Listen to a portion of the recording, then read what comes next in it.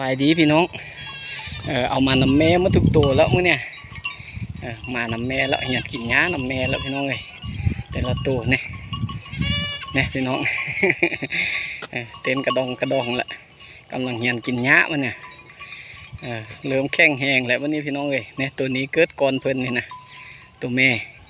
ไอ้นี่ตัวผู้นี่นะใหญ่ไว้นี่นะเกิดลุ้นแต่ว่าใหญ่สำคัญแล้วนะตัวผู้นะ นั่นนี่แหละพี่น้องเอ้ยแต่ละมือแต่ละเว้นอยู่กับการเลี้ยงแบะเลี้ยงสัตว์ซ่าวาซิงแต่สิแหละพี่น้องเอ้ยอยู่กับหัวกับส่วนเนาะอยู่กับธรรมชาติใช้ชีวิตติดดินเนี่ยพี่น้องเอ้ยซอกอยู่ห้ากินไปตามนี่แหละพี่น้องนี่ตัวนี้นี่อันนี้อย่างบ่ทื่อเถื่อนเนี่ยพี่น้องตื่มจังหน่อยกระทื่อแล้วท้าเข้าเหยาตื่มนิดนึงตัวนั้นทื่อแล้วเนี่ยตัวข้าวนี่นะทื่อแล้วนี่นะกะเบิงประมาณตื่ม4 เดือนพี่น้อง5ก็ทื่อวางต้นเดือนครับตื่ม4 เดือนพุ่นแหละเป็นสีม่วงมดเอา เอาน้ำมักมะเฟืองใส่ซบให้พี่น้องเอ้ยเนี่ยอันนี้ก็เฝ้าอยู่นี่เนี่ยอันนี้แหละพี่น้องเอ้ยตะเวียนคอยคำลงแรงเนี่ยก็ให้เขาคอยกินกำลังกินขึ้นไปพี่น้อง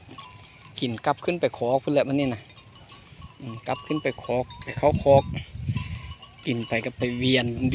อยู่คลองฮั่นเนาะแล้วก็หล่อท้าเข้าคอกสิแล้วพี่น้องนี่สะอ่อน5 ตัวนี่นะพี่น้องเลยนี่เต้นกระดองนำกันเนี่ยนะ เหียนกินหญ้าแล้วบุญหนึ่งกับพวกตุยแหละพี่น้องประมาณเดือนปลายหรือว่า2 เดือนโตสาสุดก็2 เดือนพี่น้อง2 เดือนแม่กระทื่อใหม่กันโตไวสุดก็เดือนปลายเนาะลูกได้เดือนปลายแล้วก็ทื่อแล้วพี่น้องอันนี้ก็ได้3 อาทิตย์ปลายนี่นะถ้ากับเบิ้งไปทำกันเลยพี่น้องเนาะวิธีรักษาแบะเด้วิธีเลี้ยงเด้เลี้ยงอยู่เนาได้ไปเนาได้กินเนาได้พี่น้องเอ้ย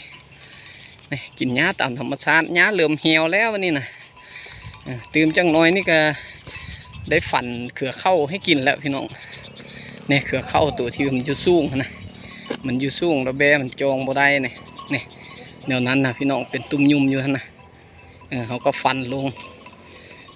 งให้กินพี่น้องเลยเดี๋ยวนี้เขายังกินอิ่มอยู่เนาะหญ้ายังเคี้ยวอยู่ถ้าหญ้าแห้งแท้ๆประมาณเดือน4 เดือน5พุ่นแหละพี่น้องแล้วก็ได้ฟันเกลือเข้าให้กินเกลือเข้าเกี่ยวอยู่ต่างกงไม้เนาะนี่นะพี่น้องเนี่ยมันอยู่สูงเนี่ยเขากินบ่ได้เนี่ยมันหยาบมุมีหญ้าแท้ๆแล้วเขาก็ได้ฟันให้กินอันนี้เด้อพี่น้องเด้อชีวิตคนอยู่ส่วนเนาะกับการเลี้ยงแบะพี่น้องเอ้ยเบิ่งไปนำกันอัปเดตไปนำกันแต่ละหลายอย่างเนาะขอบใจหลายๆ